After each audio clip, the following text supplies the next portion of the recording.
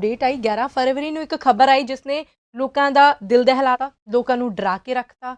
ਹੁਣ ਸਾਡੇ ਜਿਹੜੇ ਦਰਸ਼ਕ ਨੇ, ਸਾਡੇ ਜਿਹੜੇ ਵਿਦਿਆਰਥੀ ਨੇ, ਉਹਨਾਂ ਨੂੰ ਸਮਝ ਨਹੀਂ ਆ ਰਿਹਾ ਵੀ ਉਹ ਕੀ ਕਰਨ, ਕਿਉਂਕਿ ਉਹਨਾਂ ਨੂੰ ਡਰਾਏ ਹਰ ਚੀਜ਼ ਨੂੰ ਨਾ ਪ੍ਰੈਜ਼ੈਂਟ ਹੀ ਇੰਨਾ ਖਤਰਨਾਕ ਤਰੀਕੇ ਨਾਲ ਕਰ ਦਿੰਦੇ ਨੇ ਕਿ ਬੱਚੇ ਨੂੰ ਪਤਾ ਨਹੀਂ ਲੱਗਦਾ ਕਿ ਉਹਦੇ 'ਚ ਨੁਕਸਾਨ ਹੈ ਕਿ ਫਾਇਦਾ ਹੈ। ਸੋ ਤੁਹਾਡੇ ਮੂੰਹੋਂ ਸੁਣਨਾ ਚਾਹੂੰਗੀ, ਤੁਹਾਡੇ ਵੱਲੋਂ ਜਾਣਕਾਰੀ ਲੈਣਾ ਚਾਹੂੰਗੀ ਕਿ ਜਿਹੜੀ ਲੇਟੈਸਟ ਅਪਡੇਟ ਹੈ ਉਹ ਹੈ ਕੀ, ਤੇ ਉਹਦਾ ਕੋਈ ਨੁਕਸਾਨ ਹੈਗਾ ਕਿ ਜਾਂ ਫਿਰ ਬਿਲਕੁਲ ਨੋਰਮਲ ਰਹਿਣ ਵਾਲੀ ਗੱਲ ਹੈ। ਯੈਸ, ਮੈਂ ਇਹੀ ਗੱਲ ਕਹਾਂਗੀ ਕਿ ਕੈਨੇਡਾ ਤੋਂ ਹਾਲ ਹੀ ਅਪਡੇਟਸ ਆਈਆਂ ਨੇ ਬਹੁਤ ਜ਼ਿਆਦਾ, ਬਟ ਇਹਦਾ ਕੋਈ ਨੁਕਸਾਨ ਨਹੀਂ ਹੈ। ਇਹ ਜਸਟ ਨਾਰਮਲ ਵੈਰੀਫਿਕੇਸ਼ਨ ਹੈਗੀ ਆ, ਕਿਉਂਕਿ ਜਿਨ੍ਹਾਂ ਬੱਚਿਆਂ ਨੇ ਕੈਨੇਡਾ ਦੇ ਵਿੱਚ ਅਪਲਾਈ ਕੀਤਾ ਸੀਗਾ, ਠੀਕ ਹੈ, ਉਹਨਾਂ ਨੂੰ ਇੰਟਰਵਿਊਜ਼ ਕਾਲ ਆ ਰਹੀਆਂ ਨੇ, ਤੇ ਇਹਦੇ ਵਿੱਚ ਘਬਰਾਉਣ ਵਾਲੀ ਕੋਈ ਗੱਲ ਹੀ ਨਹੀਂ ਹੈ।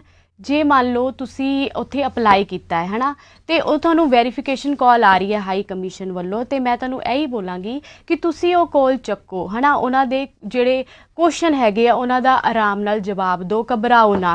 ਮਤਲਬ ਇੰਟਰਵਿਊ ਕਾਲਸ ਆ ਰਹੀਆਂ ਨੇ, ਰੈਂਡਮਲੀ ਕਾਲਸ ਆ ਰਹੀਆਂ ਨੇ ਕਿ ਸਾਰੇ ਬੱਚਿਆਂ ਨੂੰ ਕਾਲਸ ਆ ਰਹੀਆਂ? ਨਹੀਂ ਜੀ, ਸਾਰੇ ਬੱਚਿਆਂ ਨੂੰ ਕਾਲਸ ਨਹੀਂ ਆ ਰਹੀਆਂ, ਇਹ ਰੈਂਡਮਲੀ ਕਾਲਸ ਆ ਰਹੀਆਂ ਨੇ, ਠੀਕ ਹੈ। ਜਿਨ੍ਹਾਂ ਬੱਚਿਆਂ ਨੇ ਅਪਲਾਈ ਕੀਤਾ ਹੈ, ਉਹ ਮੈਂ ਤੁਹਾਨੂੰ ਇਹੀ ਕਹਾਂਗੀ ਕਿ ਦੇਖੋ, ਤੁਹਾਡਾ ਤੁਸੀਂ ਸਾਰਾ ਕੁਝ ਆਲਰੇਡੀ ਜੈਨੂਅਨਲੀ ਲਗਾਇਆ ਉੱਥੇ, ਠੀਕ ਹੈ, ਫਿਰ ਤੁਹਾਨੂੰ ਘਬਰਾਉਣ ਦੀ ਕੋਈ ਲੋੜ ਨਹੀਂ ਹੈਗੀ। ਤੁਸੀਂ ਪ੍ਰੋਪਰ ਉਹਦਾ ਜਵਾਬ ਦਿਓ ਕਿ ਮੈਂ ਗੱਲ ਕਹਿਣੀ ਕੀ ਹੈ। ਮੈਂ ਤੁਹਾਡੀ ਗੱਲ ਨੂੰ ਰਮਨੀਕ ਜੀ ਥੋੜਾ ਜਿਹਾ ਇੰਟਰਪਟ ਕਰੂੰਗੀ, ਇੱਕ ਜਾਣਕਾਰੀ ਲੈਣਾ ਚਾਹੂੰਗੀ ਕਿ ਐਸਟੀਐਸ ਕੈਟਾਗਰੀ ਨੂੰ ਕਾਲ ਆ ਰਹੀਆਂ ਨੇ ਜਾਂ ਨੌਨ ਐਸਜੀਐਸ ਨੂੰ ਆ ਰਹੀਆਂ ਨੇ? ਨੌਨ ਐਸਜੀਐਸ ਨੂੰ ਕਾਲਸ ਆ ਰਹੀਆਂ ਨੇ। ਓਕੇ, ਨੌਨ ਐਸਜੀਐਸ ਕੈਟਾਗਰੀ ਨੂੰ ਕਾਲਸ ਆ ਰਹੀਆਂ ਨੇ ਤੇ ਹਾਈ ਕਮਿਸ਼ਨ ਵੱਲੋਂ ਕਾਲਸ ਆ ਰਹੀਆਂ ਨੇ। ਪੁੱਛੇ ਬੇਸਿਕ ਕੁਐਸਚਨਸ ਕੀ ਪੁੱਛੇ ਜਾ ਰਹੇ ਨੇ? ਦੇਖੋ, ਬੇਸਿਕ ਕੁਐਸਚਨ ਜਿਹੜੇ ਨੇ ਉਹ ਇਹੀ ਪੁੱਛੇ ਜਾਣਗੇ ਕਿ ਤੁਸੀਂ ਕਿੱਥੋਂ ਦੀ ਮਤਲਬ ਕਿਹੜੇ ਕਾਲਜ ਵਿੱਚ ਤੁਸੀਂ ਅਪਲਾਈ ਕੀਤਾ ਹੈ, ਠੀਕ ਹੈ, ਤੁਸੀਂ ਉਹ ਕੋਰਸ ਕਿਉਂ ਸਿਲੈਕਟ ਕੀਤਾ ਹੈ, ਔਰ ਤੁਹਾਡਾ ਉੱਥੇ ਜਾਣ ਦਾ ਬੇਸਿਕ ਜਿਹੜਾ ਕਾਰਨ ਹੈ ਉਹ ਕੀ ਹੈ, ਠੀਕ ਹੈ। ਤੁਹਾਡਾ ਗੈਪ ਜਸਟੀਫਿਕੇਸ਼ਨ ਪੁੱਛੀ ਜਾਏਗੀ ਕਿ ਗੈਪ ਹੈ, ਉਹ ਤੁਹਾਡੇ ਪ੍ਰੋਪਰ ਜਿਹੜੇ ਵੀ ਕੁਐਸਚਨ ਆ ਤੁਹਾਡੇ ਤੋਂ ਪੁੱਛੇ ਜਾਣਗੇ।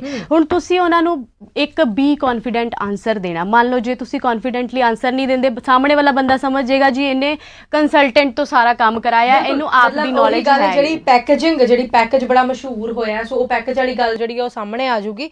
ਇਸ ਕਰਕੇ ਉਹਨਾਂ ਨੂੰ ਆਰਾਮ ਨਾਲ ਜਿਹੜਾ ਜਵਾਬ ਦਿੱਤਾ ਜਾਵੇ ਵੀ ਗੈਪ ਡਾਕੂਮੈਂਟ ਕਿਹੜੇ ਲੱਗੇ ਨੇ, ਉਹਦੇ ਵਿੱਚ ਗੈਪ ਜਸਟੀਫਿਕੇਸ਼ਨ ਕਿਵੇਂ ਕੀਤੀ ਹੈ।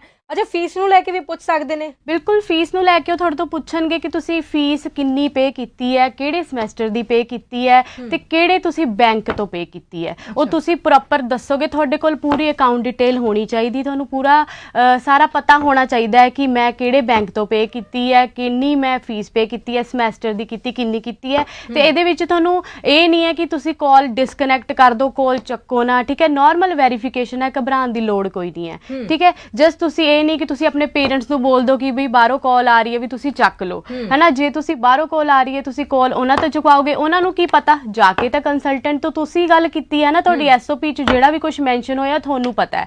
ਪੇਰੈਂਟਸ ਕੀ ਹੈ, ਉਹ ਨਾਰਮਲ ਬੋਲਣਗੇ। ਦੇਖੋ, ਤੁਸੀਂ ਆਇਲ ਸਟੂਡੈਂਟ ਹੈਗੇ ਹੋ, ਹੈ ਨਾ, ਤੇ ਆਇਲ ਸਟੂਡੈਂਟ ਹੋਣ ਦੇ ਕਰਕੇ ਤੁਸੀਂ ਆਨਸਰਿੰਗ ਵੀ ਸ਼ਾਇਦ ਆਪਣੇ ਪੇਰੈਂਟਸ ਨਾਲੋਂ ਵਧੀਆ ਕਰੋਗੇ, ਤੇ ਤੁਹਾਨੂੰ ਪਤਾ ਹੋਣਾ ਚਾਹੀਦਾ ਕਿ ਆਪਾਂ ਆਨਸਰਿੰਗ ਕਰਨੀ ਕੀ ਹੈ। ਸੋ ਰਮਨੀਕ ਜੀ, ਦਰਸ਼ਕ ਸਾਡੇ ਨਾਲ ਜੁੜਨਾ ਸ਼ੁਰੂ ਹੋ ਗਏ ਨੇ ਤੇ ਪਹਿਲੇ ਦਰਸ਼ਕ ਦੀ ਕਾਲ ਲੈਣੇ ਆ, ਸਵਾਲ ਜਾਣਦੇ ਆ। ਹੈਲੋ, ਹਾਂਜੀ, ਸਤਿ ਸ਼੍ਰੀ ਅਕਾਲ ਜੀ। ਜੀ ਹਾਂਜੀ, ਹਰਜੋਤ ਜੀ, ਕੀ ਸਵਾਲ ਹੈ ਜੀ?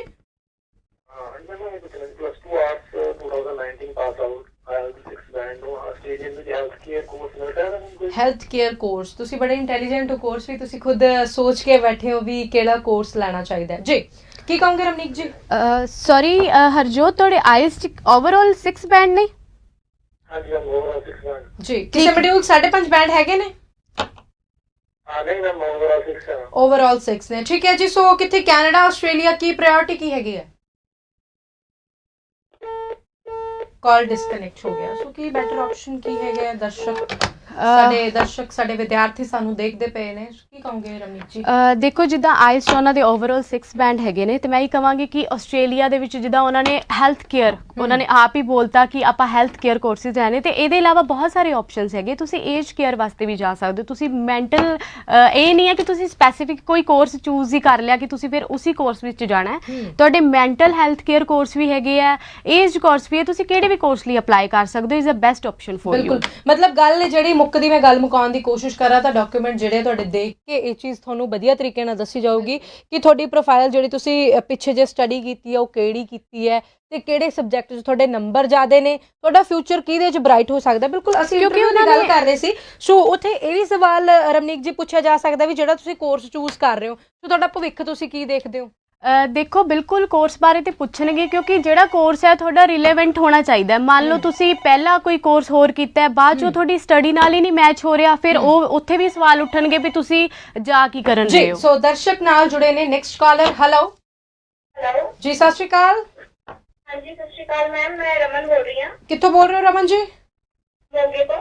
ਹਾਂਜੀ, ਕੀ ਸਵਾਲ ਹੈ ਰਮਨ ਜੀ? ਮੈਮ ਮੈਂ ਜੀਐਨਐਮ ਕੀਤੀ ਹੋਈ ਹੈ 17 ਚ। ਠੀਕ ਹੈ ਜੀ। ਉਸ ਤੋਂ ਬਾਅਦ ਮੈਮ ਮੇਰਾ ਵਰਕ ਐਕਸਪੀਰੀਅੰਸ ਹੈ ਟਿਲ ਡੇਟ। ਓਕੇ, ਤੇ ਸੈਲਰੀ ਅਕਾਊਂਟ ਚ ਆਈ ਹੈ ਜਾਂ ਫਿਰ ਕੈਸ਼ ਲੈਂਦੇ ਰਹੇ ਹੋ? ਪ੍ਰੋਪਰ ਅਕਾਊਂਟ ਦੇ ਵਿੱਚ ਆ ਰਹੀ ਹੈ ਤੇ ਮੈਮ। ਜਿਹੜੀ ਸਟਰੀਮ ਚ ਮੰਨ ਲਓ ਤੁਸੀਂ ਜੀਐਨਐਮ ਕੀਤੀ ਹੈ, ਸੋ ਨਰਸਿੰਗ ਡਿਪਾਰਟਮੈਂਟ ਦੇ ਵਿੱਚ ਜੌਬ ਕਰਦੇ ਪਏ ਸੀਗੇ? ਹਾਂਜੀ ਹਾਂਜੀ ਠੀਕ ਹੈ ਜੀ। ਸੋ ਸਵਾਲ ਕੀ ਹੈ ਮਨ ਦੇ ਵਿੱਚ, ਕੀ ਸਵਾਲ ਹੈ ਜ਼ਹਿਨ ਦੇ ਵਿੱਚ? ਮੈਮ ਮੇਰੇ 6.5 ਬੈਂਡ ਆਏ ਹੋਏ ਨੇ and Okay. Australia spouse case ਲਈ ਪੁੱਛਣਾ ਚਾਹੁੰਦੀ ਹਾਂ। ਮੈਰਿਜ ਕਿੰਨੀ ਪੁਰਾਣੀ ਹੈ ਜੀ ਤੁਹਾਡੀ? ਵਿਆਹ ਕਦੋਂ ਦਾ ਹੋਇਆ? ਮੈਰਿਜ ਮੈਮ ਮੇਰੀ 1 ਈਅਰ ਪੁਰਾਣੀ ਹੈ ਜੀ ਓਕੇ, ਠੀਕ ਹੈ ਜੀ। ਸੋ ਕੀ ਰਮਨ ਤੋਂ ਮੇਰਾ ਇੱਕ ਕੁਐਸਚਨ ਹੈ, ਤੁਸੀਂ ਕਿਹਾ ਕਿ ਟਿਲ ਡੇਟ ਤੱਕ ਮੈਂ ਹੁਣੀ ਜੌਬ ਕਰ ਰਹੀ ਹਾਂ, ਤਾਂ ਤੁਸੀਂ ਜੌਬ ਸਟਾਰਟ ਕਦੋਂ ਕੀਤੀ ਸੀ? ਉਹਨਾਂ ਨੇ ਕਿਹਾ ਕਿ ਮੈਂ ਜਦੋਂ ਸਟੱਡੀ ਕੰਪਲੀਟ ਕੀਤੀ ਹੈ ਨਾਲ ਦੀ ਨਾਲ ਜੌਬ ਸ਼ੁਰੂ ਕਰਤੀ ਸੀ। ਓਕੇ ਜੀ। ਠੀਕ ਹੈ, ਮੈਂ ਤੁਹਾਨੂੰ ਇਹੀ ਕਹਿਣਾ ਚਾਹੂੰਗੀ ਕਿ ਤੁਸੀਂ ਬਿਲਕੁਲ ਅਪਲਾਈ ਕਰ ਸਕਦੇ ਹੋ, ਠੀਕ ਹੈ, ਸਪਾਊਸ ਨਾਲ ਅਪਲਾਈ ਕਰ ਸਕਦੇ ਹੋ। ਬਟ ਜਿੱਦਾਂ ਤੁਸੀਂ ਦੱਸਿਆ ਕਿ ਮੈਂ ਮੈਰਿਜ ਮੇਰੀ 1 ਈਅਰ ਪਹਿਲਾਂ ਹੋਈ ਸੀ, ਤੇ ਤੁਹਾਨੂੰ ਜਿਹੜੇ ਡਾਕੂਮੈਂਟਸ ਹੈਗੇ ਆ ਵਿਆਹ ਦੇ, ਉਹ ਤੁਹਾਨੂੰ ਲਗਾਉਣੇ ਪੈਣਗੇ। ਉਹ ਜੈਨੂਇਨ ਡਾਕੂਮੈਂਟ ਹੋਣੇ ਚਾਹੀਦੇ ਆ। ਤੁਹਾਡੇ ਵਿਆਹ ਦੀ ਫੋਟੋਜ਼ਗ੍ਰਾਫ ਹੋ ਗਈਆਂ, ਜਾਂ ਫਿਰ ਤੁਹਾਡੇ ਕੋਈ ਹਨੀਮੂਨ ਪੈਕੇਜ ਦਾ ਕੁਝ ਹੋ ਗਿਆ, ਇਹ ਕੁਝ ਕਿਤੇ ਵੀ ਹੈ ਨਾ। ਆਪਾਂ ਤੇ ਬਹੁਤ ਸਾਰੀ ਸੈਰਾਮਨੀਜ਼ ਅੱਜ ਕੱਲ ਕਰਦੇ, ਤੇ ਸਾਡੇ ਕੋਲ ਬਹੁਤ ਸਾਰੇ ਰਮਨੀਕ ਵਿਆਹ ਨੂੰ ਲੈ ਕੇ ਕੋਈ ਹੈਗਾ ਵਾ ਕਿਤੇ ਲਿਖਿਆ ਹੋਇਆ ਹੈਗਾ ਵੀ ਵਿਆਹ ਸਾਲ ਪੁਰਾਣਾ ਚਾਹੀਦਾ, 6 ਮਹੀਨੇ ਪੁਰਾਣਾ ਚਾਹੀਦਾ? ਕਿਉਂਕਿ ਸਾਰੇ ਆਪੋ ਆਪਣੀ ਜਿਹੜੀ ਗੱਲ ਹੈ ਉਹ ਅੱਗੇ ਰੱਖ ਦਿੰਦੇ ਨੇ। ਕੋਈ ਕਹਿੰਦਾ ਵੀ ਘੱਟੋ ਘੱਟ ਸਾਲ ਪੁਰਾਣਾ ਵਿਆਹ ਲੈ ਕੇ ਆਓ, ਕੋਈ ਕਹਿੰਦਾ 1.5 ਸਾਲ ਪੁਰਾਣਾ ਵਿਆਹ ਲੈ ਕੇ ਆਓ। ਕਿ ਇਹਦੇ ਉੱਤੇ ਕੀ ਵਿਚਾਰ ਨੇ? ਕੋਈ ਆਸਟ੍ਰੇਲੀਆ ਵੱਲੋਂ ਕੋਈ ਇਹ ਚੀਜ਼ ਦੇਖੀ ਜਾਂਦੀ ਹੈ? ਨਹੀਂ ਮਨਦੀਪ ਜੀ, ਐਸਾ ਕੁਝ ਵੀ ਨਹੀਂ ਹੈ, ਕਿਉਂਕਿ ਗੱਲ ਕੀ ਹੈ, ਤੁਹਾਡੇ ਕੋਲ ਜੈਨੂਇਨ ਡਾਕੂਮੈਂਟ ਹੋਣੇ ਚਾਹੀਦੇ। ਵਿਆਹ ਚਾਹੇ ਤੁਹਾਡਾ 6 ਮਹੀਨੇ ਪੁਰਾਣਾ ਹੈ, ਸਾਲ ਪੁਰਾਣਾ ਹੈ, ਜਿੰਨਾ ਵੀ ਪੁਰਾਣਾ ਹੈ, ਤੁਹਾਡੇ ਕੋਲ ਪਰਟੀਕੂਲਰ ਇੱਕ ਡਾਕੂਮੈਂਟ ਹੋਣਾ ਚਾਹੀਦਾ। ਵੀ ਇੱਕ ਕਹਿੰਦੇ ਯਾਰ ਇੱਕ ਮੋਹਰ ਲੱਗ ਜਾਂਦੀ ਹੈ, ਤੁਹਾਡੇ ਕੋਲ ਉਹ ਹੋਣਾ ਚਾਹੀਦਾ ਕਿ ਹਾਂਜੀ ਆਪਾਂ ਵਿਆਹ ਇੱਥੇ ਕਰਾਇਆ, ਗੁਰਦੁਆਰਾ ਸਾਹਿਬ ਕਰਾਇਆ ਅੱਜ ਕੱਲ, ਤੇ ਉਹ ਵੀ ਤੁਹਾਨੂੰ ਪ੍ਰੋਪਰ ਪ੍ਰੂਫ ਦਿੰਦੇ ਨੇ, ਠੀਕ ਹੈ। ਤੇ ਸਾਰੇ ਤੁਹਾਡੇ ਕੋਲ ਪ੍ਰੂਫ। ਅੱਛਾ, ਇੱਥੇ ਇੱਕ ਸਵਾਲ ਇਹ ਵੀ ਹੈ ਵੀ ਕੱਲੀ ਕੋਰਟ ਮੈਰਿਜ ਵੈਲਿਡ ਹੋਊਗੀ ਕਿ ਜਿਵੇਂ ਮੰਦਰ ਵਾਲਾ ਵਿਆਹ ਵੀ ਹੈਗਾ? ਕਿਉਂਕਿ ਪਿੱਛੇ ਜੇ ਮੈਂ ਕਿਸੇ ਇਮੀਗ੍ਰੇਸ਼ਨ ਵਾਲੇ ਨਾਲ ਗੱਲਬਾਤ ਕਰ ਰਹੀ ਸੀ, ਸੋ ਉਹਨਾਂ ਨੇ ਇਹ ਗੱਲ ਦੱਸੀ ਵੀ ਨਹੀਂ, ਜਿਹੜੀ ਕੋਰਟ ਮੈਰਿਜ ਹੈਗੀ ਹੈ, ਸੋ ਉਹਨਾਂ ਨੇ ਕੋਰਟ ਮੈਰਿਜ ਹੀ ਵੈਲਿਡ ਕਰਨੀ ਹੈ। ਕੋਈ ਇਮੀਗ੍ਰੇਸ਼ਨ ਵਾਲਾ ਇਹ ਗੱਲ ਕਹਿੰਦਾ ਵੀ ਨਹੀਂ, ਉਹਨਾਂ ਨੇ ਜਿਹੜਾ ਤੁਹਾਡਾ ਮੰਦਰ ਮਸਜਿਦ ਦਾ ਜਾਂ ਗੁਰਦੁਆਰਾ ਸਾਹਿਬ ਦਾ, ਜਿੱਥੋਂ ਦਾ ਵੀ ਤੁਹਾਡਾ, ਜਿੱਥੇ ਵੀ ਜਿਹੜੇ ਵੀ ਰਿਲੀਜਨ ਨਾਲ ਤੁਸੀਂ ਰਿਲੇਵੈਂਟ ਹੈਗੇ, ਤੁਹਾਡੇ ਕੋਲ ਸਿਰਫ ਪ੍ਰੂਫ ਹੋਣਾ ਚਾਹੀਦਾ, ਸਰਟੀਫਿਕੇਟ ਹੋਣਾ ਚਾਹੀਦਾ। ਤੁਹਾਡੇ ਕੀ ਵਿਚਾਰ ਨੇ ਵੀ ਕਿਹੜਾ ਵੈਲਿਡ?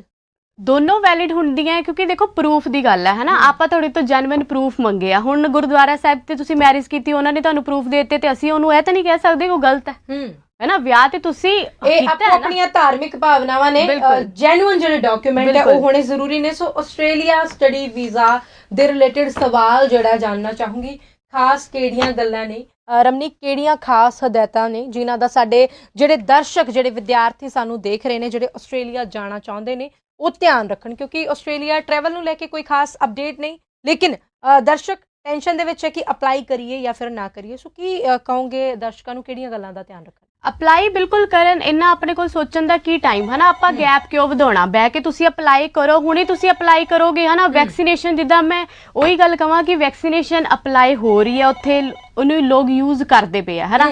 ਤੇ ਤੁਸੀਂ ਰਮਨੀਕ ਗੱਲ ਨੂੰ ਕੱਟ ਰਹੀ ਹਾਂ, ਦਰਸ਼ਕ ਨਾਲ ਜੁੜੇ ਨੇ, ਪਹਿਲਾਂ ਦਰਸ਼ਕ ਦੀ ਕਾਲ ਵੀ ਜ਼ਰੂਰ ਲਈਏ। ਹੈਲੋ, ਕਾਲ ਡਿਸਕਨੈਕਟ ਹੋ ਗਿਆ ਜੀ। ਬਿਲਕੁਲ। ਸੋ ਖਾਸ ਗੱਲਾਂ ਕਿਹੜੀਆਂ ਨੇ, ਕਿਹਨਾਂ ਗੱਲਾਂ ਦਾ ਧਿਆਨ ਇਹੀ ਹੈ ਕਿ ਤੁਸੀਂ ਦੇਖੋ, ਇੱਕ ਤਾਂ ਆਪਣਾ ਕੋਰਸ, ਠੀਕ ਹੈ, ਤੁਸੀਂ ਰਿਲੇਵੈਂਟ ਕੋਰਸ ਚੂਜ਼ ਕਰੋ ਹੈ ਨਾ। ਰਿਲੇਵੈਂਟ ਕੋਰਸ ਤੁਸੀਂ ਚੂਜ਼ ਕਰੋਗੇ ਤੇ ਓਬਵੀਅਸ ਹੈਗਾ ਕਿ ਤੁਹਾਡੀ ਜਿਹੜੀ ਸਟੱਡੀ ਉਹਦੇ ਨਾਲ ਮੈਚ ਹੋਣਾ ਚਾਹੀਦਾ ਹੈ ਨਾ, ਕਿ ਤੁਸੀਂ ਬੈਕ ਸਟੱਡੀ ਕੀ ਕੀਤੀ ਹੈ। ਦੂਸਰਾ ਗੱਲ ਇਹ ਹੈਗੀ ਹੈ ਕਿ ਤੁਹਾਡੀ ਜਿਹੜੀ SOP ਹੈ, ਹੁਣ ਆਪਾਂ SOP ਕਿਸੇ ਵੀ ਕੰਸਲਟੈਂਟ ਕੋਲ ਜਾ ਕੇ ਲਿਖਵਾ ਲੈਂਦੇ ਆ ਹੈ ਨਾ, ਸਾਨੂੰ ਨਹੀਂ ਪਤਾ ਹੁੰਦਾ ਉਹਨੇ ਲਿਖਿਆ ਕੀ ਹੈ, ਠੀਕ ਹੈ, ਤੁਹਾਡਾ ਗੈਪ ਉਹਨੇ ਕਿਵੇਂ ਜਸਟੀਫਾਈ ਕੀਤਾ ਹੈ, ਸਾਰਾ ਕੁਝ ਪ੍ਰੋਪਰ ਹੋਣਾ ਚਾਹੀਦਾ, ਤੁਹਾਨੂੰ ਪਤਾ ਹੋਣਾ ਚਾਹੀਦਾ। ਦੋਨੋਂ ਹੀ, ਇੱਕ ਜਿਹੜੇ ਤੁਹਾਡੇ ਫਾਈਨੈਂਸ਼ੀਅਲ ਡਾਕੂਮੈਂਟਸ ਹੈਗੇ ਆ ਉਹ ਵੀ ਪ੍ਰੋਪਰ ਲੱਗਣਗੇ, ਠੀਕ ਹੈ। ਤੁਸੀਂ ਅਪਲਾਈ ਕਰ ਸਕਦੇ ਹੋ, ਪੂਰੀ ਜਸਟੀਫਿਕੇਸ਼ਨ ਦਿਓ। ਬਿਲਕੁਲ ਰਮਨੀਕ, ਸੋ ਦਰਸ਼ਕ ਦੀ ਕਾਲ ਲੈਣੇ ਆ ਤੇ ਦਰਸ਼ਕ ਤੋਂ ਸਵਾਲ ਜਾਣਦੇ ਆ। ਹੈਲੋ, ਹਾਂਜੀ ਸਤਿ ਸ਼੍ਰੀ ਅਕਾਲ ਮੈਮ। ਸਤਿ ਸ਼੍ਰੀ ਅਕਾਲ ਜੀ, ਕੀ ਨਾਮ ਹੈ, ਕਿੱਥੋਂ ਬੋਲ ਰਹੇ ਹੋ ਜੀ?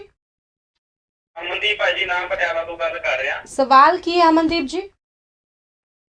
ਮੈਮ ਮੇਰੀ ਨਾ BA ਕੀਤੀ, ਮਤਲਬ ਕਿ ਵਾਈਫ ਦੀ BA ਕੀਤੀ ਹੋਈ ਹੈ 2019 ਦੇ ਵਿੱਚ। 2019 ਚ, ਠੀਕ ਹੈ ਜੀ। ਹਾਂਜੀ। ਵਿਆਹ ਕਦੋਂ ਦਾ ਹੋਇਆ? ਕਿਵੇਂ? ਵਿਆਹ ਕਦੋਂ ਦਾ ਹੋਇਆ ਜੀ ਤੁਹਾਡਾ? 1 ਈਅਰ 올ਡ ਹੈ ਮੈਮ। 1 ਈਅਰ 올ਡ ਹੈ, ਠੀਕ ਹੈ ਜੀ। ਸੋ ਆਇਲਸ ਕਰ ਲਈ ਵਾਈਫ ਨੇ? ਆਇਲਸ ਜਾਂ PT ਕੁਝ ਕੀਤਾ? ਨਹੀਂ ਮੈਮ। ਨਹੀਂ ਕੀਤਾ। ਸੋ ਕੀ ਮਨ ਚ ਕੀ ਸਵਾਲ ਕੀ ਹੈ? ਇਕੱਠੇ ਜਾਣਾ ਚਾਹੁੰਦੇ ਹੋ? ਹਾਂਜੀ ਯੂਕੇ ਦਾ ਕਿੱਥੇ? ਪੁੱਛ ਰਿਹਾ। ਯੂਕੇ ਦਾ ਸੋਚਦੇ ਪਏ ਹੋ, ਇਕੱਠੇ ਜਾਣ ਦਾ ਸੋਚ ਰਹੇ ਹੋ ਵਿਦਆਊਟ ਆਇਲਸ। ਸੋ ਤੁਹਾਡੀ ਕੁਆਲੀਫਿਕੇਸ਼ਨ ਕੀ ਹੈ? ਤੁਸੀਂ ਗ੍ਰੈਜੂਏਸ਼ਨ ਕੀਤੀ ਹੈ ਜਾਂ ਕਿਵੇਂ, ਜਾਂ +2? ਹਾਂਜੀ ਬੈਚਲਰ ਕੀਤੀ ਹੋਈ ਹੈ ਜੀ। ਬੈਚਲਰ ਕੀਤੀ ਹੈ, ਠੀਕ ਹੈ ਜੀ। ਸੋ ਮੈਡਮ ਕੀ ਵਿਚਾਰ ਨੇ ਜੀ? ਜ਼ਰੂਰ ਰਮਨੀਕ ਜੀ ਤੁਹਾਡੇ ਸਵਾਲ ਦਾ ਜਵਾਬ ਜਿਹੜਾ ਜ਼ਰੂਰ ਦੇਣਗੇ। ਮੈਡਮ ਕੀ ਲੱਗਦਾ ਹੈ, ਜਾ ਸਕਦੇ ਨੇ ਸਾਡੇ ਜਿਹੜੇ ਵਿਦਿਆਰਥੀ, ਸਾਡੇ ਦਰਸ਼ਕ ਯੂਕੇ ਜਾਣਾ ਚਾਹੁੰਦੇ ਨੇ? ਹਾਂਜੀ ਬਿਲਕੁਲ ਜਾ ਸਕਦੇ ਨੇ, ਕਿਉਂਕਿ ਦੇਖੋ ਉਹਨਾਂ ਨੇ ਗ੍ਰੈਜੂਏਸ਼ਨ ਇੱਕ ਤਾਂ ਬਹੁਤ ਵਧੀਆ, ਉਹਨਾਂ ਦੇ ਓਵਰਆਲ ਜਿਹੜੇ ਮਾਰਕਸ ਆ ਉਹ ਵੀ ਬਹੁਤ ਵਧੀਆ ਹੈਗੇ ਨੇ, ਹਨਾ। ਤੇ ਜਿੱਦਾਂ ਉਹਨਾਂ ਨੇ ਦੱਸਿਆ ਕਿ 80% ਮਾਰਕਸ ਮੇਰੇ ਹੈਗੇ ਆ ਇੰਗਲਿਸ਼ ਦੇ ਵਿੱਚ, 70% ਉਹਨਾਂ ਨੇ ਓਵਰਆਲ ਲਿੱਤੇ ਹੋਏ ਆ, ਤੇ ਬਹੁਤ ਈਜ਼ੀਲੀ ਉਹ ਮਾਸਟਰ ਜਿਹੜੀ ਹੈਗੀ ਡਿਗਰੀ ਉਹਦੇ ਵਾਸਤੇ ਅਪਲਾਈ ਕਰ ਸਕਦੇ। ਕੋਈ ਬਹੁਤ ਵੱਡੀ ਗੱਲ ਨਹੀਂ ਹੈਗੀ, ਕਿਉਂਕਿ ਜੋ ਤੁਸੀਂ ਮਾਸਟਰ ਵਾਸਤੇ ਅਪਲਾਈ ਕਰੋਗੇ ਤੁਸੀਂ ਸਪਾਊਸ ਵੀਜ਼ਾ ਨਾਲ ਈਜ਼ੀਲੀ ਬਾਹਰ ਜਾ ਸਕਦੇ ਹੋ। ਬਿਲਕੁਲ। ਸੋ ਤੁਸੀਂ ਮਈ ਇਨਟੇਕ ਹੈਗਾ ਆਪਣੇ ਕੋਲ, ਉਹਦੇ ਲਈ ਤੁਸੀਂ ਅਪਲਾਈ ਕਰੋ। ਬਿਲਕੁਲ। ਸੋ ਮਈ ਇਨਟੇਕ ਜਿਹੜਾ ਹੈ ਲਾਸਟ ਕਗਾਰ ਦੇ ਉੱਤੇ ਹੈਗਾ, ਬਹੁਤ ਘੱਟ ਸੀਟਾਂ ਜਿਹੜੀਆਂ ਨੇ ਮਈ ਇਨਟੇਕ ਦੀਆਂ ਅਵੇਲੇਬਲ ਹੈਗੀਆਂ ਨੇ। ਜੈਨ ਇਨਟੇਕ ਨਿਕਲ ਗਿਆ, ਸੋ ਬਿਲਕੁਲ ਵੀ ਦੇਰੀ ਨਾ ਕਰੋ ਤੇ ਆਪਣਾ ਜਿਹੜਾ ਅਪਲਾਈ, ਜਿਹੜੀ ਐਪਲੀਕੇਸ਼ਨ ਹੈ ਉਹ ਅਪਲਾਈ ਕਰੋ। ਸੋ ਇਨਟੇਕ ਕਿਹੜੇ ਅਵੇਲੇਬਲ ਨੇ ਇਸ ਟਾਈਮ ਦੇ ਉੱਤੇ? ਇਨਟੇਕ ਆਪਣੇ ਕੋਲ ਅਪ੍ਰੈਲ ਮਈ 2 ਇਨਟੇਕ ਹਲੇ ਅਵੇਲੇਬਲ ਹੈਗੇ ਆ, ਕਿ ਤੁਸੀਂ ਹਲੇ ਆਪਣੇ ਕੋਲ ਆਪਾਂ ਗੈਪ ਕਿਉਂ ਵਧਾਉਣਾ, ਹਨਾ। ਤੁਸੀਂ ਅਪਲਾਈ ਕਰੋ, ਹੁਣੀ ਅਪਲਾਈ ਕਰੋਗੇ, ਜੈਨੂਇਨ ਡਾਕੂਮੈਂਟ ਨਾਲ ਸਾਰਾ ਕੁਝ ਤੁਹਾਡਾ ਲਗਾਵਾਂਗੇ ਬਹੁਤ ਜਲਦੀ ਤੁਹਾਡੇ। ਤੇ ਜੇ ਗੱਲ ਕਰਾਂ ਵੀ ਉਹੀ ਗੱਲ, ਪਿਛਲਾ ਸ਼ੋਅ ਵੀ ਅਸੀਂ ਕੀਤਾ ਸੀ, ਸਾਡੇ ਦਰਸ਼ਕਾਂ ਨੇ ਜੇਕਰ ਵੇਖਿਆ ਹੋਵੇ ਤਾਂ ਕਈ ਸਾਡੇ ਐਸੇ ਦਰਸ਼ਕ ਨੇ ਜਿਹੜੇ ਸਾਡੇ ਨਾਲ ਅੱਜ ਜੁੜੇ ਨੇ, ਉਹਨਾਂ ਨੂੰ ਸਾਡੇ ਪਿਛਲੇ ਸ਼ੋਅ ਬਾਰੇ ਕੁਝ ਖਾਸ ਜਾਣਕਾਰੀ ਨਹੀਂ ਹੋਊਗੀ। ਸੋ ਵਿਆਹ ਹੋ ਗਿਆ, ਗੈਪ ਹੋ ਗਿਆ 2019 ਵਾਲਾ, ਜਿਵੇਂ ਮੰਨ ਲਓ ਬੱਚਾ ਸੀਗਾ 2020 2021, ਸੋ ਗੈਪ ਪੈ ਗਿਆ, 2-3 ਸਾਲਾਂ ਦਾ ਗੈਪ ਪੈ ਚੁੱਕਿਆ ਵਾ ਉਹ ਬੱਚੇ ਦਾ। ਸੋ ਅਪਲਾਈ ਕਰ ਦੂਗਾ ਹੁਣ, ਜਿਹੜਾ ਮੈਂ ਇਨਟੇਕ ਅਪਲਾਈ ਕਰੂਗਾ, ਵੀਜ਼ਾ ਦਵਾਓਗੇ ਬੱਚੇ ਨੂੰ? ਬਿਲਕੁਲ ਜੀ, ਬਿਲਕੁਲ ਦਵਾਵਾਂਗੇ। ਉਹ ਬੱਚਾ ਆਪਣਾ ਪ੍ਰੋਪਰ ਸਾਰਾ ਕੁਝ ਡਾਕੂਮੈਂਟ ਸਾਡੇ ਕੋਲ ਲੈ ਕੇ ਆਣ, ਸਾਨੂੰ ਦਿਖਾਣ ਗੈਪ ਕਿਉਂ ਸੀ, ਹਨਾ, ਕੀ ਕੀਤਾ ਉਹਨਾਂ ਨੇ, ਕੀ ਨਹੀਂ ਕੀਤਾ। ਮੰਨ ਲਓ ਮਾਰਚ ਆਪਾਂ ਜਿਹੜਾ ਅਪ੍ਰੈਲ ਹੈ ਜਾਂ ਮਈ ਵਿੱਚ ਚੱਲ ਰਹੇ ਹੈਗੇ ਆ ਵੀ, ਉਹਦੇ ਲਈ ਅਸੀਂ ਅਪਲਾਈ ਕਰਵਾਵਾਂਗੇ, ਪਰ ਬੱਚਾ ਸਾਡੇ ਕੋਲ ਆਏਗਾ, ਜਦ ਤੱਕ ਉਹ ਡਾਕੂਮੈਂਟ ਨਹੀਂ ਦਿਖਾਏਗਾ ਤੇ ਸਾਨੂੰ ਕਿਵੇਂ ਪਤਾ ਲੱਗੇਗਾ? ਬਿਲਕੁਲ। ਸੋ ਸਕਰੀਨ ਦੇ ਉੱਤੇ ਨੰਬਰ ਜਿਹੜਾ ਲਗਾਤਾਰ ਫਲੈਸ਼ ਹੋ ਰਿਹਾ, ਕਾਲ ਕਰ ਸਕਦੇ ਹੋ, ਸਾਡੇ ਸ਼ੋਅ ਦੇ ਸ਼ਮੂਲੀਅਤ ਹਾਸਲ ਕਰ ਸਕੇ ਹੋ। ਦਰਸ਼ਕਾਂ ਦੀ ਬਹੁਤ ਸਾਰੀਆਂ ਕਾਲਸ ਆਈਆਂ ਨੇ, ਪਿੱਛੇ ਜੇ ਕਾਲਸ ਹੁਣੇ ਹਾਲ ਹੀ 'ਚ ਮਿਸ ਵੀ ਹੋ ਗਈਆਂ ਨੇ। ਸੋ ਤੁਸੀਂ ਕਾਲ ਕਰਨਾ ਬੰਦ ਨਾ ਕਰੋ, ਕਾਲ ਕਰੋ, ਤੇ ਜਦੋਂ ਵੀ ਕਾਲ ਕਰਦੇ ਹੋ ਨੇ ਰਿਕੁਐਸਟ ਹੈ, ਤੁਹਾਨੂੰ ਹੱਥ ਬੰਨ੍ਹ ਕੇ ਬੇਨਤੀ ਹੈ, ਪਲੀਜ਼ ਟੀਵੀ ਦੀ ਆਵਾਜ਼ ਘਟਾ ਦਿਆ ਕਰੋ, ਨੈਟਵਰਕ ਦੇ ਵਿੱਚ ਆ ਕੇ ਕਾਲ ਕਰਿਆ ਕਰੋ, ਤੇ ਸ਼ਾਰਟਕਟ ਵੱਲ ਬਿਲਕੁਲ ਵੀ ਨਾ ਭੱਜਿਆ ਕਰੋ। ਸਹੀ ਤੇ ਸਟੀਕ ਜਾਣਕਾਰੀ ਲਿਆ ਕਰੋ, ਤਾਂ ਕਿ ਤੁਹਾਡਾ ਜਿਹੜਾ ਫਿਊਚਰ ਹੈ ਉਹਦੇ ਨਾਲ ਕੋਈ ਵੀ ਇਮੀਗ੍ਰੇਸ਼ਨ ਵਾਲਾ ਖੇਡ ਨਾ ਸਕੇ, ਤੁਹਾਨੂੰ ਸਹੀ ਜਿਹੜੀ ਬਣਦੀ ਜਾਣਕਾਰੀ ਉਹ ਮਿਲੇ। ਇਸੇ ਕਰਕੇ ਖਾਸ ਪ੍ਰੋਗਰਾਮ ਚਲਾਉਂਦੇ ਹਾਂ। ਸੋ ਯੂਕੇ ਵੱਲ ਨੂੰ ਥੋੜਾ ਜਿਹਾ ਹੋ ਜਾਈਏ, ਲੇਕਿਨ ਪਹਿਲਾਂ ਦਰਸ਼ਕ ਦੀ ਕਾਲ। ਹੈਲੋ ਜੀ, ਸਤਿ ਸ਼੍ਰੀ ਅਕਾਲ ਜੀ। ਸਤਿ ਸ਼੍ਰੀ ਅਕਾਲ ਮੈਮ। ਨਾਮ ਕੀ ਹੈ ਜੀ, ਕਿੱਥੋਂ ਬੋਲ ਰਹੇ ਹੋ? ਮੈਮ ਪਰਮਿੰਦਰ ਗੱਲ ਕਰ ਰਹੀ ਹਾਂ ਮਾਨਸਾ ਤੋਂ। ਮਾਨਸਾ ਤੋਂ, ਹਾਂਜੀ। ਕੀ ਸਵਾਲ ਹੈ ਧਰਮਿੰਦਰ ਜੀ?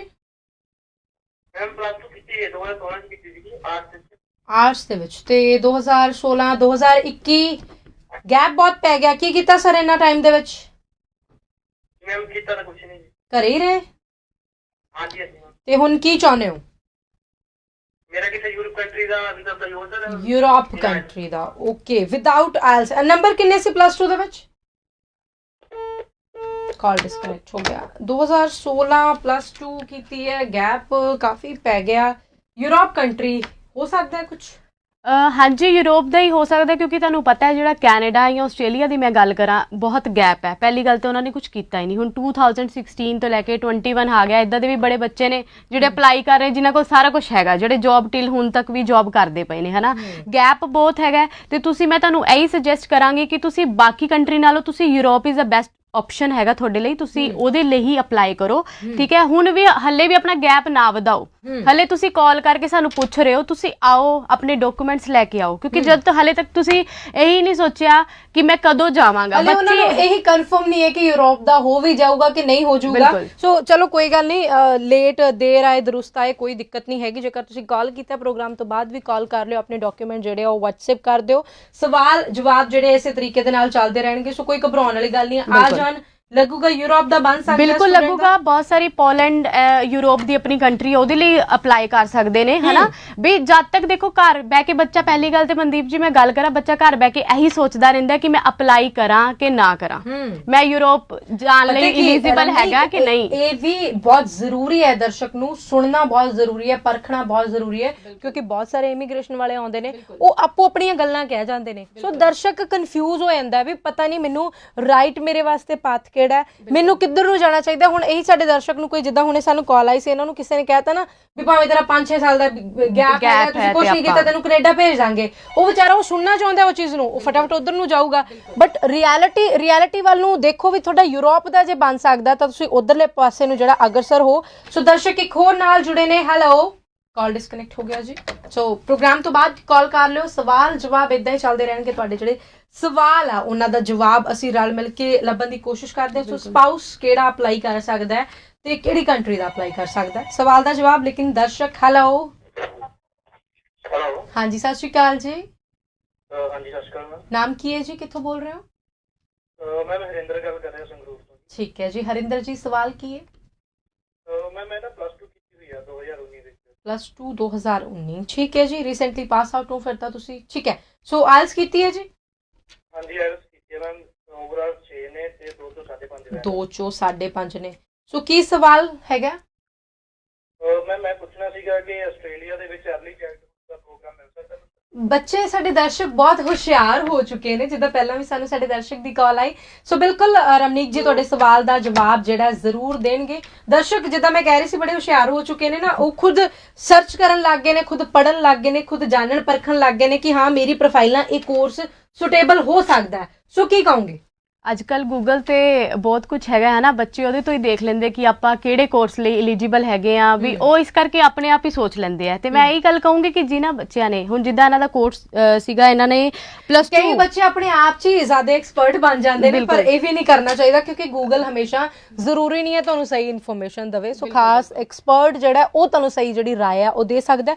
ਸੋ ਕੀ ਕਹੋਗੇ ਜਦੋਂ ਦਰਸ਼ਕ ਇਹਨਾਂ ਨੇ +2 ਆਰਟਸ ਤੋਂ ਕੀਤੀ ਹੋਈ ਹੈ ਹਨਾ, ਅਗਰ ਜਿਨ੍ਹਾਂ ਬੱਚਿਆਂ ਨੇ, ਮੈਂ ਇਹ ਕਹੂੰਗੀ ਜਿਨ੍ਹਾਂ ਬੱਚਿਆਂ ਨੇ +2 ਆਰਟਸ ਤੋਂ ਕੀਤੀ ਹੈ ਜਾਂ ਮੈਡੀਕਲ ਤੋਂ ਕੀਤੀ ਹੈ, ਉਹਨਾਂ ਵਾਸਤੇ ਡੈਫੀਨੇਟਲੀ ਜਿਹੜੇ ਅਰਲੀ ਚਾਈਲਡਹੁੱਡ ਕੇਅਰ ਦੇ ਕੋਰਸਿਸ ਹੈਗੇ ਆ ਉਹ ਅਵੇਲੇਬਲ ਹੈਗੇ ਆ, ਤਾਂ ਬਿਲਕੁਲ ਉਹ ਅਪਲਾਈ ਕਰ ਸਕਦੇ ਹੈਗੇ ਆ। ਹੋਰ ਵੀ ਬੜੇ ਸਾਰੇ ਕੋਰਸ ਹੈਗੇ ਆ ਹੈਲਥ ਕੇਅਰ ਨੂੰ ਲੈ ਕੇ ਹਨਾ, ਤੁਸੀਂ ਉਹਦੇ ਲਈ ਵੀ ਅਪਲਾਈ ਕਰ ਸਕਦੇ ਹੋ, ਪਰ ਉਹਦੇ ਲਈ ਤੁਹਾਨੂੰ ਆਉਣਾ ਪਏਗਾ, ਆਪਣੇ ਡਾਕੂਮੈਂਟ ਦਿਖਾਣੇ ਪੈਣਗੇ। ਮੈਂ ਬਾਰ-ਬਾਰ ਇੱਕ ਹੀ ਗੱਲ ਕਹਿਨੀ ਆ ਕਿ ਤੁਸੀਂ ਆਓ, ਆਪਣੇ ਡਾਕੂਮੈਂਟ ਲੈ ਕੇ ਆਓ, ਇੱਥੇ ਤੁਹਾਨੂੰ ਪ੍ਰੋਪਰ ਜਿਹੜੇ ਸਾਡੇ ਐਕਸਪਰਟ ਆਪਾਂ ਬੈਠੇ ਹੈਗੇ ਆ, ਤੁਹਾਨੂੰ ਗਾਈਡ ਕਰਾਂਗੇ ਕਿ ਤੁਸੀਂ ਕਿਹੜਾ ਕੋਰਸ ਲੈ ਸਕਦੇ ਹੋ। ਤੁਸੀਂ ਖੁਦ ਨਾ ਬਹਿ ਕੇ ਸੋਚੋ ਕਿ ਅਸੀਂ ਇਹ ਕੋਰਸ ਲਈ ਇਹੀ ਲੈਣਾ ਵਾ, ਹੋਰ ਵੀ ਹੋ ਸਕਦਾ ਤੁਹਾਨੂੰ ਆਪਾਂ ਬੈਟਰ ਆਪਸ਼ਨ ਦੇ ਦਈਏ। ਸੋ ਜਿਹੜਾ ਤੁਹਾਡੇ ਫਿਊਚਰ 'ਚ ਤੁਹਾਡੇ ਭਵਿੱਖ ਦੇ 'ਚ ਤੁਹਾਡੀ ਹੈਲਪ ਕਰੇ, ਹੋ ਸਕਦਾ ਉਹ ਵੀ ਕੋਰਸ ਜਿਹੜੇ ਇਹਨਾਂ ਦੇ ਕੋਲ ਅਵੇਲੇਬਲ ਹੋਣ। ਸੋ ਆਪੇ ਇਹਨੇ ਹੁਸ਼ਿਆਰ ਬਣੋ, ਜਾਗਰੂਕ ਬਣੋ। ਸੋ ਦਰਸ਼ਕਾਂ ਦੀ ਜਿਹੜੀ ਕਤਾਰ ਹੈ ਉਹ ਲੱਗੀ ਹੋਈ ਹੈ, ਅਗਲੇ ਦਰਸ਼ਕ ਦੀ ਕਾਲ ਲਵਾਂਗੇ। ਲੇਕਿਨ ਉਸ ਤੋਂ ਪਹਿਲਾਂ ਸਵਾਲ ਜਿਹੜਾ ਮੇਨ ਇਹ ਹੈਗਾ ਵੀ ਹੁਣ ਅਪਲਾਈ UK ਵਾਸਤੇ ਜਿਹੜੇ ਦਰਸ਼ਕਾਂ ਨੇ ਕਰਨਾ, ਜਿਹੜੇ ਵਿਦਿਆਰਥੀਆਂ ਨੇ ਕਰਨਾ, ਸੋ ਸਪਾਊਸ ਲਈ ਅਪਲਾਈ ਕਰਨਾ, ਕਿਹੜਾ ਇਨਟੇਕ ਉਹਨਾਂ ਵਾਸਤੇ ਅਵੇਲੇਬਲ ਹੈਗਾ। ਕਿਉਂਕਿ ਅਸੀਂ ਮੈਂ ਗੱਲ ਕਰਾਂ ਤਾਂ 3 ਮੁਲਕਾਂ ਦੀ ਗੱਲ ਕਰ ਰਹੇ ਹਾਂ, UK ਦੀ ਵੀ ਗੱਲ ਕਰ ਰਹੇ ਹਾਂ, ਆਸਟ੍ਰੇਲੀਆ ਦੀ ਵੀ ਕਰ ਰਹੇ ਹਾਂ, ਕੈਨੇਡਾ ਦੀ ਵੀ ਕਰ ਰਹੇ ਹਾਂ। ਸੋ ਦਰਸ਼ਕ ਵੀ ਉਸ ਹਿਸਾਬ ਨਾਲ ਸਾਨੂੰ ਕਾਲ ਕਰ ਲੈਣੇ। ਜਿਵੇਂ UK ਦਾ ਕੁਐਸਚਨ ਆਇਆ ਸੀ, ਕਾਲ ਆਈ ਸੀ, ਸੋ ਜੇਕਰ ਕੋਈ ਜਾਣਕਾਰੀ ਹੋ ਸਕਦਾ ਅਧੂਰੀ ਰਹਿ ਗਈ ਹੋਵੇ ਤਾਂ ਉਸ ਵਾਸਤੇ ਮੈਂ ਪੁੱਛਣਾ ਚਾਹੂੰਗੀ ਵੀ UK ਸਪਾਊਸ। ਲੇਕਿਨ ਪਹਿਲਾਂ ਦਰਸ਼ਕ ਦੀ ਕਾਲ। ਹੈਲੋ ਹਾਂਜੀ ਸਤਿ ਸ਼੍ਰੀ ਅਕਾਲ ਮੈਮ। ਸਤਿ ਸ਼੍ਰੀ ਅਕਾਲ ਜੀ, ਕੀ ਨਾਮ ਹੈ, ਕਿੱਥੋਂ ਬੋਲ ਰਹੇ ਹੋ? ਮੈਂ ਨਾ ਆਪਣੇ GNM ਨਰਸਿੰਗ ਤੋਂ ਬਾਅਦ ਕੈਨੇਡਾ ਸਟੱਡੀ ਵੀਜ਼ਾ ਲਈ ਪੁੱਛਣਾ ਸੀਗਾ। GNM ਕਦੋਂ ਕੀਤੀ ਜੀ? ਮੈਮ 2019 ਦੇ ਵਿੱਚ ਕੀਤੀ ਹੋਈ ਹੈ। ਉਸ ਤੋਂ ਬਾਅਦ ਕੀ ਕੀਤਾ ਹੈ ਜੀ? ਆਈਲੈਟਸ ਕੀਤੀ ਹੋਈ ਹੈ ਮੈਮ, 6.5 ਬੈਂਡ ਨੇ, 3 ਮਹੀਨੇ ਦਾ ਐਕਸਪੀਰੀਅੰਸ ਹੈ, 3-4 ਮਹੀਨੇ। ਕਿਸੇ ਮੋਡਿਊਲ 5.5 ਬੈਂਡ ਹੈਗੇ ਨੇ? ਮੈਮ ਇੱਕ ਚ ਨੇ, ਲਿਸਨਿੰਗ ਚ ਨੇ 5.5। ਲਿਸਨਿੰਗ ਚ 5.5 ਬੈਂਡ ਨੇ? ਹਾਂਜੀ ਹਾਂਜੀ ਠੀਕ ਹੈ ਜੀ। ਸੋ ਕੈਨੇਡਾ ਬਾਰੇ ਪੁੱਛਣਾ ਚਾਹੁੰਦੇ ਹੋ? ਹਾਂਜੀ ਹਾਂਜੀ ਠੀਕ ਹੈ ਜੀ, ਕੀ ਕਹੋਗੇ ਜੀ ਰਮਨੀਕ ਜੀ? ਕੈਨੇਡਾ ਬਾਰੇ ਇਹੀ ਗੱਲ ਕਰੂੰਗੀ ਕਿ ਕੈਨੇਡਾ ਵਿੱਚ ਬਹੁਤ ਸਾਰੇ ਹੈਲਥ ਕੇਅਰ ਕੋਰਸਿਸ ਨੇ। ਪਹਿਲਾਂ ਵੀ ਤੁਹਾਨੂੰ ਦੱਸਿਆ ਜਿਵੇਂ ਮੈਂ ਕਿ ਕੈਨੇਡਾ ਵਿੱਚ ਅਰਲੀ ਚਾਈਲਡਹੁੱਡ ਕੇਅਰ ਦੇ ਜਾਂ ਹੈਲਥ ਕੇਅਰ ਦੇ ਬਹੁਤ ਸਾਰੇ ਕੋਰਸ ਅਵੇਲੇਬਲ ਹੈਗੇ, ਤੁਸੀਂ ਉਹਦੇ ਲਈ ਅਪਲਾਈ ਕਰ ਸਕਦੇ ਹੋ ਹਨਾ। ਤੁਸੀਂ ਆਓ ਅਪਲਾਈ ਕਰੋ, ਠੀਕ ਹੈ। ਹੁਣ ਜਿੱਦਾਂ ਇਹਨਾਂ ਨੇ ਕਰ ਸਕਦੇ ਹੋ। ਅਗਲੇ ਦਰਸ਼ਕ ਨਾਲ ਜੁੜੇ ਨੇ। ਹੈਲੋ ਜੀ, ਸਤਿ ਸ਼੍ਰੀ ਅਕਾਲ ਜੀ, ਨਾਮ ਕੀ ਹੈ ਜੀ? ਮੇਰਾ ਰਾਜਵੀਰ ਨਾਮ ਹੈ ਜੀ, ਤੇ ਮੈਂ ਪ੍ਰੋਗਰਾਮ ਤੁਹਾਡਾ ਦੇਖ ਰਿਹਾ ਸੀ। ਹਾਂਜੀ ਰਾਜਵੀਰ ਜੀ, ਇਹ ਪੁੱਛਣਾ ਸੀ ਜੀ, ਮੇਰੀ ਵਾਈਫ ਨੇ ਨਾ ਜੀ ਆਪਣੇ ਆਇਲਸ ਕਰ ਰਹੀ ਹੈ, ਗ੍ਰੈਜੂਏਸ਼ਨ ਕੀਤੀ ਹੈ 2019 ਚ। ਠੀਕ ਹੈ ਜੀ। ਮੈਂ ਇਹ ਪੁੱਛਣਾ ਕਿ ਅਸੀਂ ਜਾਣਾ ਚਾਹੁੰਦੇ ਹਾਂ ਇਕੱਠੇ ਜਾਣਾ ਚਾਹੁੰਦੇ ਹੋ? ਠੀਕ ਹੈ। ਹਾਂਜੀ ਹਾਂਜੀ, ਤੇ ਪ੍ਰੈਫਰੈਂਸ ਆਪਣੀ ਕੰਟਰੀ ਆ ਕੈਨੇਡਾ ਔਰ ਆਸਟ੍ਰੇਲੀਆ। ਓਕੇ, ਪੋਸੀਬਲ ਹੈ ਕਿ ਨਹੀਂ ਹੈ? ਪੋਸੀਬਲ ਹੈ ਕਿ ਨਹੀਂ ਹੈ? ਓਕੇ, ਕੈਨੇਡਾ ਔਰ ਆਸਟ੍ਰੇਲੀਆ। ਨੰਬਰ ਕਿੰਨੇ ਨੇ ਵਾਈਫ ਦੇ? ਆਪਣੇ ਉਹਦੇ ਹੈਗੇ ਜੀ 71%। 71% ਨੇ। ਤੇ ਤੁਹਾਡੀ ਆਪਦੀ ਕੁਆਲੀਫਿਕੇਸ਼ਨ ਕੀ ਹੈ? ਮੈਂ ਸਿੰਪਲ ਗ੍ਰੈਜੂਏਸ਼ਨ ਕੀਤੀ ਹੈ। ਅੱਛਾ, ਗ੍ਰੈਜੂਏਸ਼ਨ ਕੀਤੀ ਹੈ, ਠੀਕ ਹੈ ਜੀ। ਸੋ ਕੀ ਕਹੋਗੇ ਮੈਡਮ?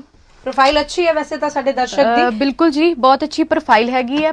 ਪ੍ਰੈਫਰੈਂਸ ਹੈਗੀ ਹੈ ਕੈਨੇਡਾ ਤੇ ਆਸਟ੍ਰੇਲੀਆ, ਬੋਥ ਲਈ ਅਪਲਾਈ ਕਰ ਸਕਦੇ ਹੋ ਹਨਾ। ਜਿਵੇਂ ਤੁਸੀਂ ਦੱਸਿਆ ਕਿ ਵਾਈਫ ਦੇ 71% ਜਿਹੜੇ ਓਵਰਆਲ ਮਾਰਕਸ ਹੈਗੇ ਆ, ਤੁਸੀਂ ਅੱਗੇ ਮੰਨ ਲਓ ਮਾਸਟਰਸ ਲਈ ਵੀ ਅਪਲਾਈ ਕਰ ਸਕਦੇ ਹੋ ਹਨਾ। ਹਲੇ ਤੁਹਾਡੇ ਕੋਲ ਦੋਨੋਂ ਲਾਈਨਸ ਦੋਨੋਂ ਹੀ ਆਪਸ਼ਨ ਬੜੇ ਵਧੀਆ ਜਿਹੜੇ ਨੇ ਬਹੁਤ ਸਾਰੇ ਅਵੇਲੇਬਲ ਨੇ। ਸੋ ਮਾਫੀ ਉਹਨਾਂ ਦਰਸ਼ਕਾਂ ਨੂੰ ਜਿਨ੍ਹਾਂ ਦੀ ਅਸੀਂ ਕਾਲ ਨਹੀਂ ਚੁੱਕ ਪਾ ਰਹੇ, ਕਾਲ ਜਿਹੜੀ ਹੈ ਕਈ ਵਾਰ ਡਿਸਕਨੈਕਟ ਹੋ ਰਹੀ ਹੈ, ਸੋ ਉਸ ਵਾਸਤੇ ਤਹਿ ਦਿਲੋਂ ਮਾਫੀ। ਤੁਹਾਡੇ ਸਵਾਲ ਦਾ ਜਿਹੜਾ ਜਵਾਬ ਹੈ ਜ਼ਰੂਰ ਦਿੱਤਾ ਜਾਊਗਾ, ਪ੍ਰੋਗਰਾਮ ਤੋਂ ਬਾਅਦ ਵੀ ਜ਼ਰੂਰ ਕਾਲ ਕਰ ਸਕਦੇ ਹੋ। जनवरी इनटेक रहा, यूके ने बहुत सारे ਜਿਹੜੇ ਸਟੂਡੈਂਟ ਸੀ ਸਟੱਡੀ ਵੀਜ਼ਾ ਲਈ ਗਏ, ਕਈ ਬੱਚਿਆਂ ਨੂੰ ਵਾਪਸ ਵੀ ਭੇਜ ਦਿੱਤਾ, ਕਈ ਬੱਚਿਆਂ ਨੂੰ ਰਿਫਿਊਜ਼ਲ ਦਾ ਸਾਹਮਣਾ ਕਰਨਾ ਪਿਆ। ਸੋ ਕੀ ਹੁਣ ਕੋਈ ਹੈਗਾ ਰਸਤਾ ਕੋਈ ਅਪਲਾਈ ਕਰਨ ਦਾ, ਕੋਈ ਰਾਹ ਮੈਂ ਕਹੂੰਗੀ ਕੋਈ ਰਾਹਗੀਰ ਬਣ ਸਕਦੇ ਉਹਨਾਂ ਦੇ? ਬਿਲਕੁਲ ਰਾਹਗੀਰੀ ਬਣ ਸਕਦੇ, ਕਿਉਂਕਿ ਜਿਨ੍ਹਾਂ ਬੱਚਿਆਂ ਦੇ ਰਿਫਿਊਜ਼ਲਸ ਆਏ ਨੇ ਯੂਕੇ ਦੇ ਉਹ ਹੁਣ ਅੱਗੇ ਸੈਪਟੈਂਬਰ ਲਈ ਅਪਲਾਈ ਕਰਨ ਹਨਾ। ਆਪਾਂ ਕਿਉਂ ਸੋਚਣਾ ਕਿ ਆਪਾਂ ਅਪਲਾਈ ਨਹੀਂ ਕਰ ਸਕਦੇ? ਸਾਡੇ ਕੋਲ ਅੱਛੇ ਆਪਸ਼ਨਸ ਹੈਗੇ ਆ। ਤੁਸੀਂ ਕੈਨੇਡਾ, ਆਸਟ੍ਰੇਲੀਆ ਜਾਂ ਯੂਕੇ ਲਈ ਵੀ ਅਪਲਾਈ ਕਰ ਸਕਦੇ ਹੋ। ਸੈਪਟੈਂਬਰ ਇਨਟੇਕ ਪਿਆ ਆਪਣੇ ਕੋਲ। ਰਿਫਿਊਜ਼ਲ ਆਉਣ ਦਾ ਮੇਨ ਕਾਰਨ ਇਹ ਹੁੰਦਾ ਕਿ ਜਦੋਂ ਤੁਸੀਂ ਆਪਣਾ ਰਿਲੇਵੈਂਟ ਕੋਰਸ ਨਹੀਂ ਚੂਜ਼ ਕਰਦੇ ਜਾਂ ਤੁਹਾਡੀ ਐਸਓਪੀ ਵਿੱਚ ਕੋਈ ਮਿਸਟੇਕ ਹੁੰਦੀ ਹੈ। ਸਭ ਤੋਂ ਵੱਡਾ ਸਵਾਲ ਹੀ ਐਸਓਪੀ ਦਾ ਹੈ ਕਿ ਤੁਹਾਡੀ ਐਸਓਪੀ 'ਚ ਜਦੋਂ ਸਹੀ ਤਰੀਕੇ ਨਾਲ ਮੈਂਸ਼ਨ ਨਹੀਂ ਹੁੰਦਾ, ਕਿਉਂਕਿ ਆਪਾਂ ਕਿਸੇ ਵੀ ਕੰਸਲਟੈਂਟ ਕੋਲ ਚਲੇ ਜਾਂਦੇ ਹਨਾ। ਮੇਨ ਹੀ ਤੁਹਾਡਾ ਸਾਰਾ ਕੁਝ ਦੇਖੋ, ਜਦੋਂ ਉਹਨਾਂ ਨੇ ਦੇਣਾ ਤੁਹਾਨੂੰ ਵੀਜ਼ਾ ਐਸਓਪੀ ਦੇ ਆਧਾਰ ਤੇ ਹੀ ਦੇਣਾ। ਤੁਹਾਡੀ ਪਹਿਲਾਂ ਐਸਓਪੀ ਪੜ੍ਹੀ ਜਾਏਗੀ ਕਿ ਤੁਹਾਡਾ ਗੈਪ ਹੈ ਜਾਂ ਤੁਸੀਂ ਕੀ ਕੀਤਾ ਹੈ ਕੀ ਨਹੀਂ ਕੀਤਾ, ਸਾਰਾ ਕੁਝ ਉਹਦੇ ਵਿੱਚ ਹੀ ਮੈਂਸ਼ਨ ਹੁੰਦਾ ਹੈ। ਇਸ ਲਈ ਮੈਂ ਤੁਹਾਨੂੰ ਇਹੀ ਕਹਾਂਗੀ ਕਿ ਤੁਹਾਡਾ ਇੰਟਰਸਟ ਕਿੱਧਰਲੇ ਪਾਸੇ ਹੈ, ਤੁਸੀਂ ਭਵਿੱਖ 'ਚ ਕੀ ਕਰਨਾ ਚਾਹੁੰਦੇ ਹੋ ਨਾ, ਸਾਰੀਆਂ ਗੱਲਾਂ ਐਸਓਪੀ ਕਿਉਂਕਿ ਤੁਹਾਡਾ ਫਿਊਚਰ ਜਿਹੜਾ ਉਹਦੇ ਤੇ ਡਿਪੈਂਡ ਕਰਦਾ। ਤੁਸੀਂ ਕੋਈ ਕੋਰਸ ਲਿੱਤਾ ਹੈ, ਉੱਥੇ ਜਾ ਕੇ ਰਿਲੇਵੈਂਟ ਕੋਰਸ ਤੁਸੀਂ ਆਪਣੀ ਸਟੱਡੀ ਨਾਲ ਮੈਚ ਕਰ ਰਹੇ ਹੋ ਹਨਾ ਜਾਂ ਨਹੀਂ ਕਰ ਰਹੇ, ਉਹ ਵੀ ਸਾਰਾ ਕੁਝ ਤੁਹਾਡਾ ਪਹਿਲੇ ਦੇਖਿਆ ਜਾਂਦਾ ਹੈ। ਬਿਲਕੁਲ। ਸੋ ਅਸੀਂ ਗੱਲ ਕਰ ਰਹੇ ਹਾਂ ਕੈਨੇਡਾ ਦੀ, ਆਸਟ੍ਰੇਲੀਆ ਦੀ, ਔਰ ਅਸੀਂ ਯੂਕੇ ਦੀ ਵੀ ਗੱਲਬਾਤ ਕੀਤੀ, ਯੂਰਪ ਦਾ ਵੀ ਸਾਡੇ ਦਰਸ਼ਕਾਂ ਨੇ ਸਾਨੂੰ ਸਵਾਲ ਕੀਤਾ। ਸੋ ਮਾਫੀ, ਹੁਣ ਥੋੜੀ ਦੇਰ ਵਾਸਤੇ ਅਸੀਂ ਕਾਲਸ ਨਹੀਂ ਲੈਣੀ ਕਿਉਂਕਿ ਪ੍ਰੋਗਰਾਮ ਨੂੰ ਸਮੇਟਣ ਦਾ ਸਮਾਂ ਹੋ ਗਿਆ ਹੈ। ਤੁਸੀਂ ਪ੍ਰੋਗਰਾਮ ਤੋਂ ਬਾਅਦ ਜ਼ਰੂਰ ਕਾਲ ਕਰਿਓ, ਤੁਹਾਡੇ ਜਿਹੜੇ ਸਵਾਲ ਆ ਉਹਨਾਂ ਦਾ ਜਵਾਬ ਜਿਹੜਾ ਜ਼ਰੂਰ ਦਿੱਤਾ ਜਾਊਗਾ। ਰਮਨੀਕ, ਸਮੇਟਣਾ ਹੈ ਪ੍ਰੋਗਰਾਮ ਨੂੰ, ਲੇਕਿਨ ਮੈਂ ਪੁੱਛਣਾ ਚਾਹੂੰਗੀ ਬੱਚੇ ਜਿਹੜੇ ਘੱਟ ਪੈਸੇ ਲਾਉਣਾ ਚਾਹੁੰਦੇ ਆ, ਗੈਪ ਵੀ 6-7-8 ਸਾਲ ਦਾ ਬਣ ਗਿਆ ਹੈ, ਪੈਸੇ ਘੱਟ ਕਿਸੇ ਕੰਟਰੀ ਤੋਂ ਰਿਫਿਊਜ਼ ਹੋ ਚੁੱਕੇ ਨੇ, ਸੋ ਜਿਹੜਾ ਮੈਂ ਕਹੂੰਗੀ ਬੈਂਕ ਬੈਲੈਂਸ ਵੀ ਘੱਟ ਸ਼ੋ ਕਰਨਾ ਚਾਹੁੰਦੇ ਨੇ, ਇਨਵੈਸਟ ਨਹੀਂ ਕਰਨਾ ਚਾਹੁੰਦੇ, ਮੇਨ ਮੁੱਦੇ ਦੀ ਗੱਲ ਕਰਾਂ, ਪੈਸਾ ਸਟਕ ਹੋਣ ਤੋਂ ਡਰਦੇ ਨੇ ਕਿ ਸਾਡਾ ਪੈਸਾ ਫਸ ਨਾ ਜਾਵੇ, ਸੋ ਕੀ ਉਹਨਾਂ ਵਾਸਤੇ ਕੀ ਰਸਤਾ ਹੈ?